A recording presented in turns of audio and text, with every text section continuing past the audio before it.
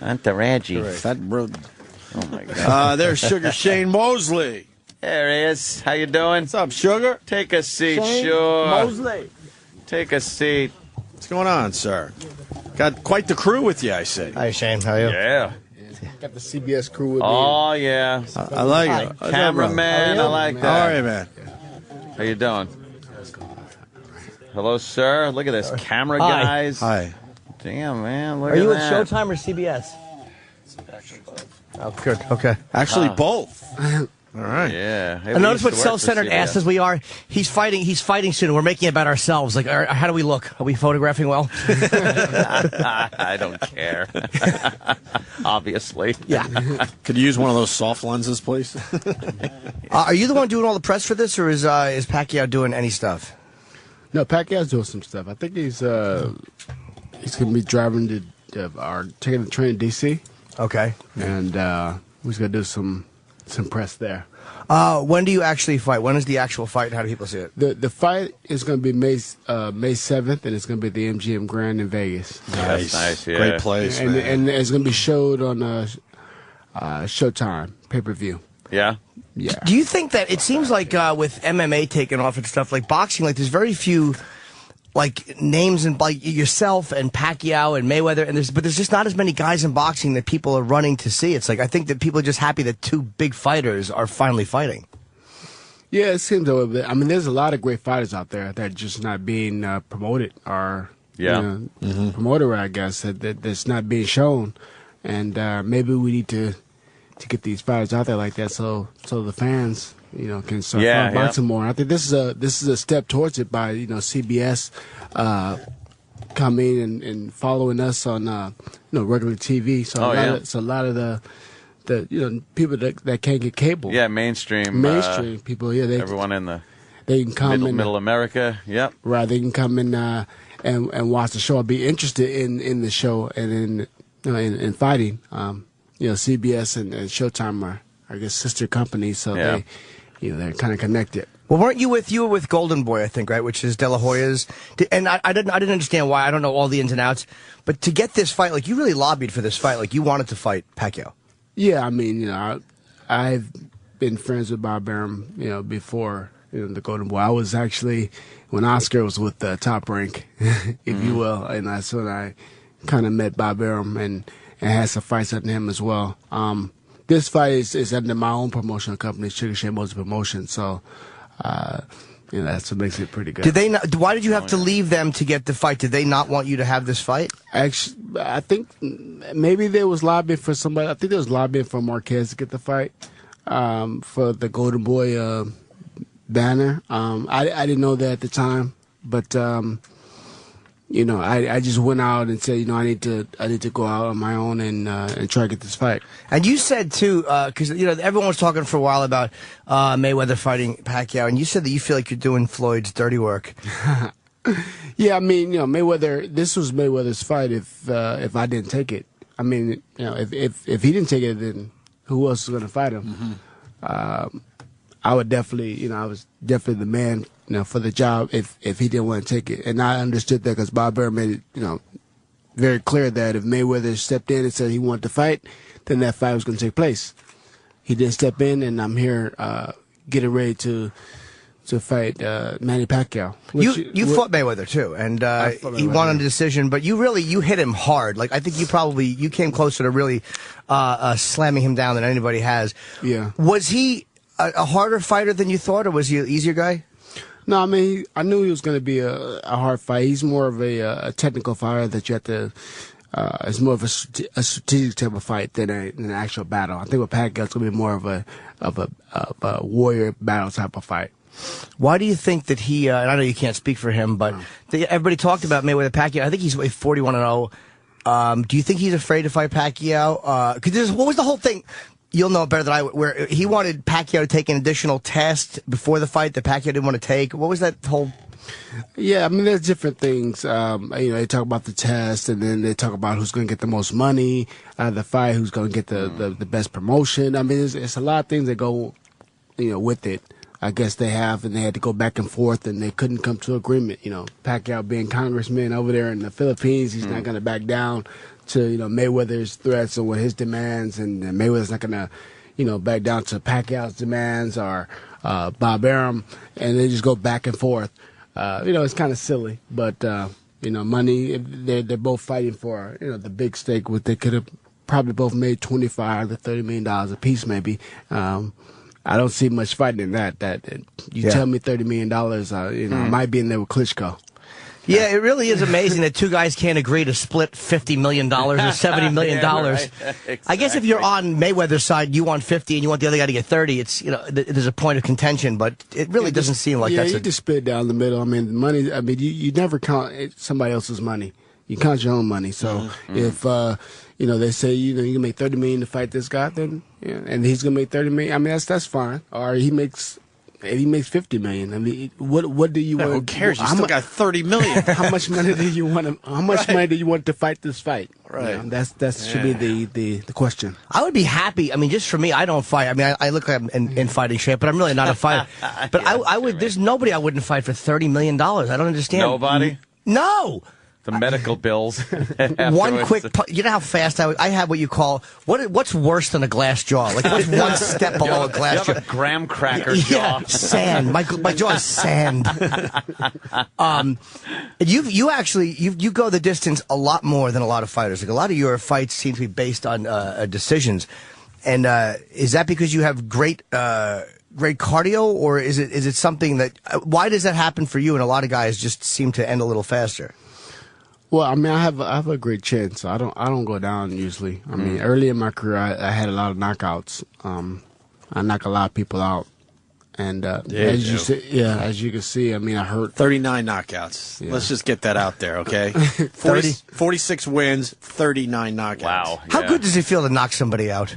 Like when you hit. That's my goal. That's my goal to go in there and knock somebody out. It's a good feeling. I mean, it ends the fight a little bit earlier than usual sometimes, and catch the work down, the work rate. But it's a good feeling. When you see somebody that you fought, I always wanted this about fighters, and like let's say it's a guy who has beaten you. Does that change the dynamic in person when you guys see each other? Like you guys, when you're talking, you both know that he won? Or if it's a guy you've beaten, do you look at him like, we both know I kicked your ass, so we can go out and have dinner, but we both know that I beat you up? No, I don't look at it like that. I mean, that was really a girl's question, by the way. I act like a chick on a date with him. That's the fucking what a girl from Long Island would ask.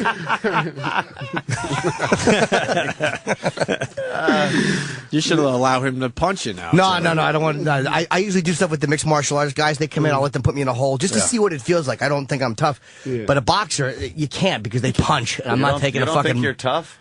You could. No, but I have to say that to him. I don't want him to think because already he thinks I'm an ass. I don't want him to think I'm delusional. Let him hit you like 20%. Give you a little dead arm or something. No. What? How about an Indian rub? I'm heavier than he is too. Rub? It's embarrassing. What weight do you fight at? I fight at 147. Do you know? Understand? I weigh him by like 23 pounds. You know how embarrassing that is? That he could literally slap me unconscious. Well, he's got the reach on you too, Jim. Yeah, I suppose so. Thanks for clearing that up, Ant.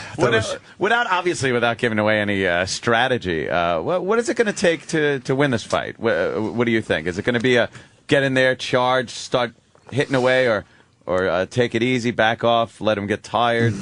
Well, I mean, you look at a lot of the obvious that happened in his last fights, and I just look at the one with Margarito.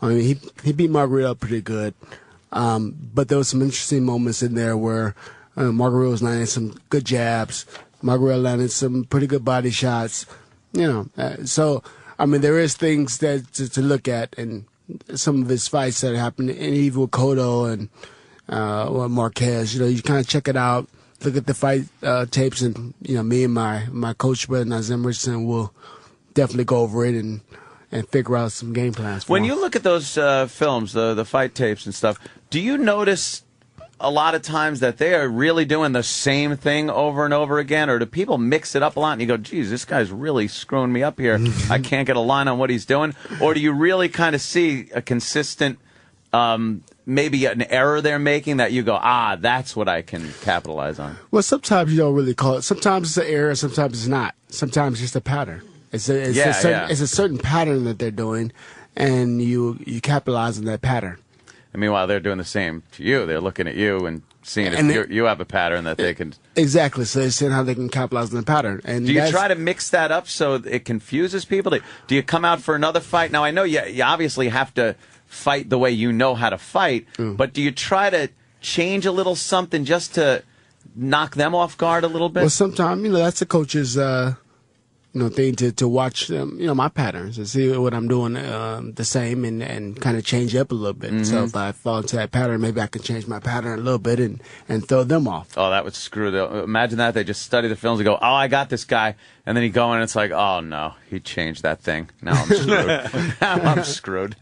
When you, a lot of fighters, it seems like, you obviously are still in great fighting shape, but a lot of guys go like too long, and it's like it seems like, what is it that causes guys like like Meldrick Taylor, a lot of people talk about, and Opie and Anthony.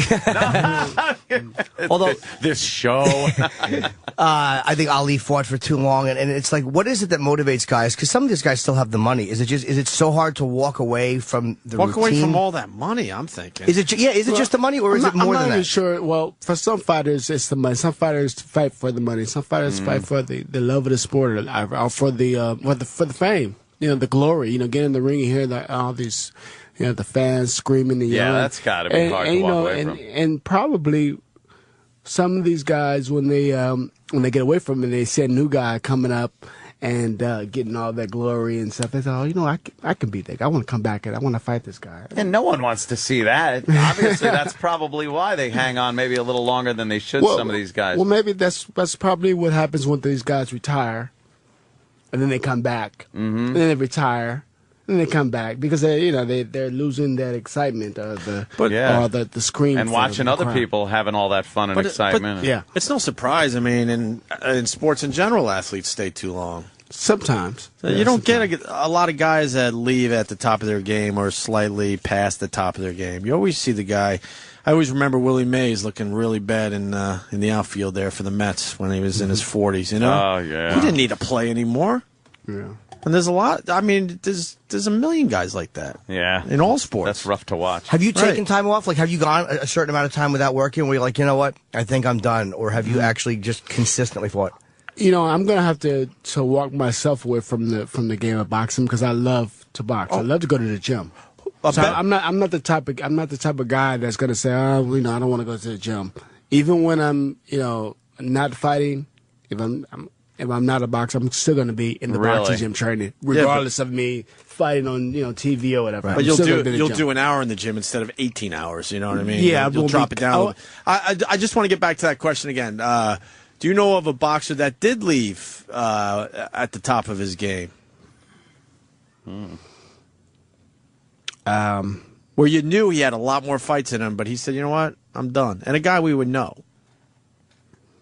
Yeah, see? I wonder if Marciano, he was 50-0. I mean, did he... I mean, I don't know if any of us really remember Marciano. I just know because he was 50-0. I think something happened to him where he had to retire. Jimmy, you know the fight game. You know of one a little fighter? bit I know it. One fighter that might have had a few more in him and said, "No, I'm gonna leave right now." What kind of shape was Larry Holmes in when he left? I mean, he was 49-0 at one point, and then he I think lost to Michael Spinks. But then he kind of came back. He came back a little bit. And he came back a little bit, Larry. Oh God, he fought I forgot he fought. He did come back. Yeah, that was a bad move. He could have been a guy that left on top, and then he decided he got the itch and he came back in too. Yeah, I mean, figure the Tyson this young guy, Mike Tyson. You saw the Tyson where he goes, "I don't want to do this no more." That went after that one fight. I forgot who it was. It was so sad to see. He's like, "I don't want to do this anymore." Yeah, he's like, "I don't have the heart for this anymore." He was just done fighting. Yeah, but that's the way a boxer should give it up. Though, like right after it's done, go, "You know what? I'm done with this." That was kind of a great public thing to say. It was an amazing moment for Tyson. Yeah, it's weird. It's like I think it really humanized Tyson to people because the media only shows you a certain part. You don't get to see the guy at home. And do you find being a fighter, you're portrayed a certain way publicly that bothers you or that you don't like?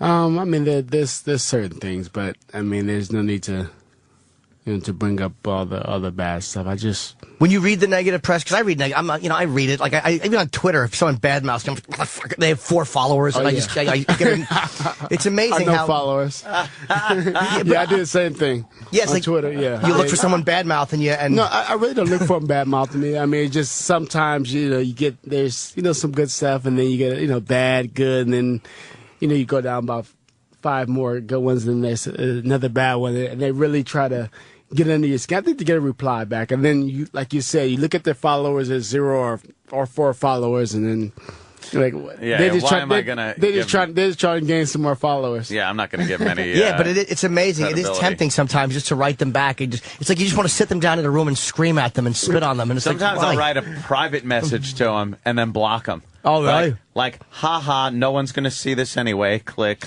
Real mature. Yeah. I try to keep it real mature. Getting back, ass I am. Marvin Hagler, they're saying, was a guy that might have left on top. Think he did? He left on, well, not all the way on top. He lost to Sugar Ray Leonard, I think, and it was a close fight. He thought he won. Right. And he said, you know what, I'm done with this. I'm not going to come back anymore. So he got angry with the system. And I apologize. I don't know this guy. Joe Calzaghe. Oh, yeah, Joe Calzaghe. He was 46-0 and he retired? Yes, he did. He also retired on top. But, you know, I'm not sure if they was talking about him coming back and fighting again. So why did he decide to leave? You know, I really don't know. I mean, I'm going to have to look this stuff up after the show. I'm kind of obsessed with this now. There's probably some, there's probably his own reasons. Yeah, okay. When you're training for a fight? Several guys in Europe. Oh, wait a minute. Several guys in Europe? Give him the mic, Danny. What's your name, sir? Brother Nazim. Brother Nazim, hello? You're not going to hurt us, are you? No, sir. Okay, he's a very serious man, though. Man Yeah, of very peace. serious guy. He's a man of peace. Sit back here and enjoying the show. Sugar, he's a scary dude. There were several guys in Europe that have done it. There's the guy out of Berlin, Sven Aki, he retired undefeated. And Joe Calzaghe retired undefeated. Although, like Shane was saying, he caught like Roy Jones and Bernard Hopkins at the end of his career, and then he left the game undefeated. And there was an athlete that was a bantamweight named Galaxian, who never lost a fight. Wow. But Roberto, the one I think of is Ricardo Lopez. To me, was one of my favorite fighters in history. He never lost an amateur fight or a professional fight. Wow. To never lose amateur is... Even when Tyson was undefeated, I think he didn't lose to Holyfield as an amateur. It's like everyone loses as an amateur. Henry Tillman, he lost to. Who? Henry Tillman. Henry Tillman went to the Olympics. Oh, that was who Tyson lost to? Yeah. Oh, okay. Yeah. Because it's... do you fight, or are you a trainer?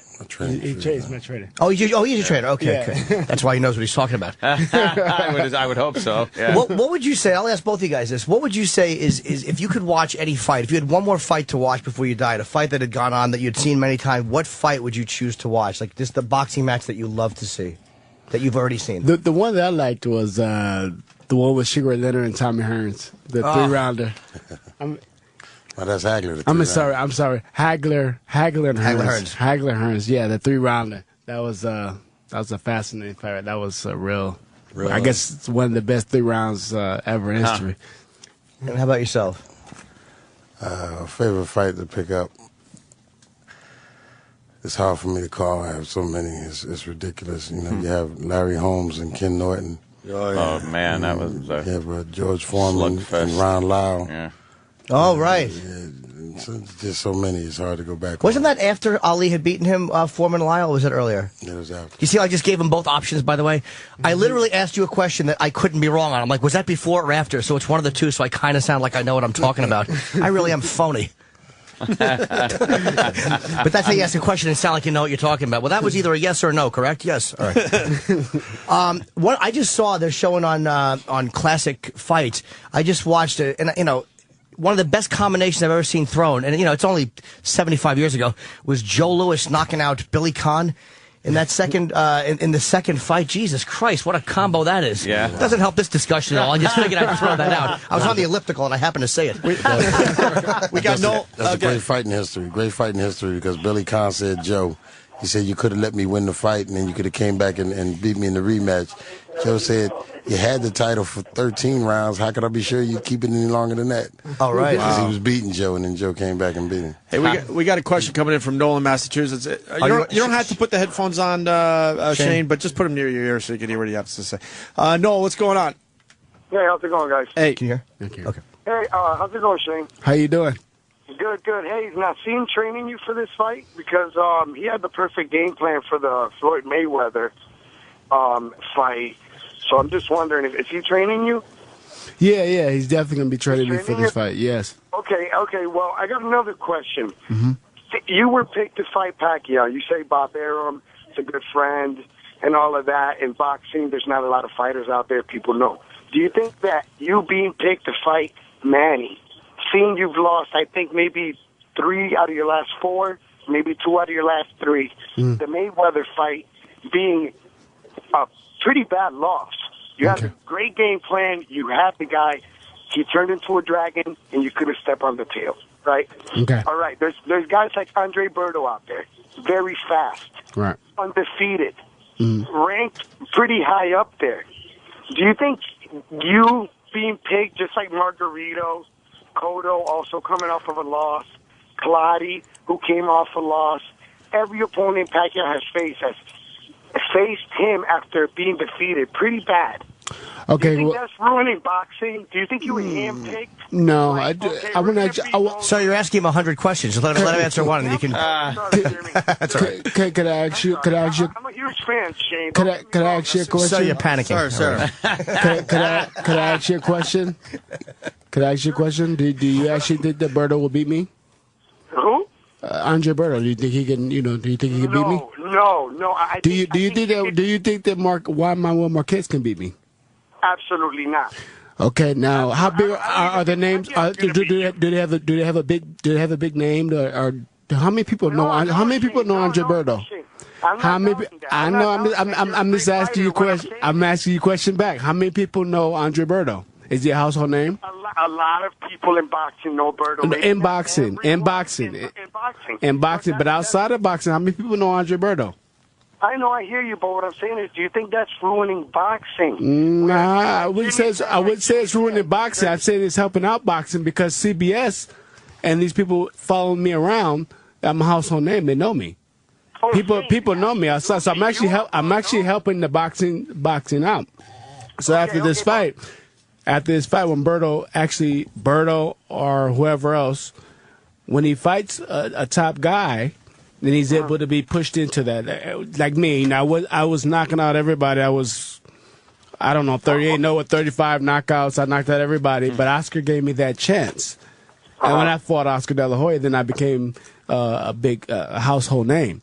Until then, I didn't have any big fights. No, you got knocked the fuck out. Yeah, but you know what, though, Shane? After you did fight De La Hoya, you went on to try and make history. You faced Winky Wright twice.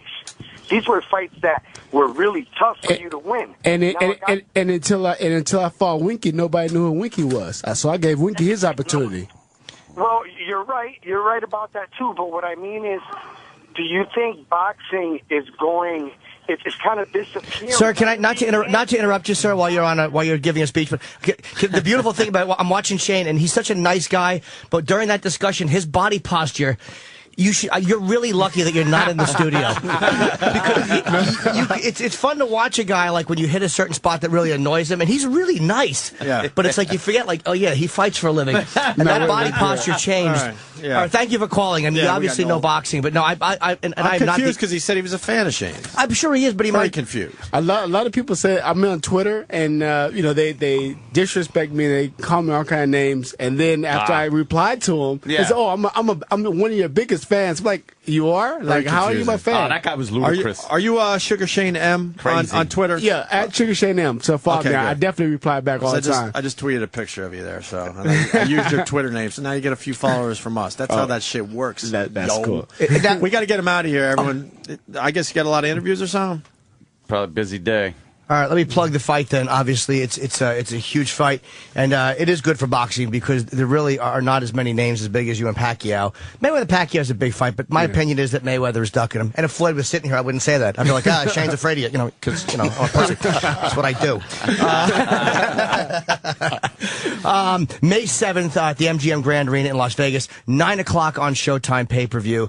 It is. I'm not going to say it the way they have it written. I'm going to say Mosley versus Pacquiao, and it's going to be a great fight. And I wish you a lot of luck. I mean, you're a nice guy. Even we took a photo together one time. I bothered him. Oh, here it goes. Let me see. Let's see the picture. But no, this is also a great picture of body language. Because look at me trying to put my arm around Shane, and he wants nothing to do with me. It really is. It's like you're hugging a disease, and I don't blame you. He was. All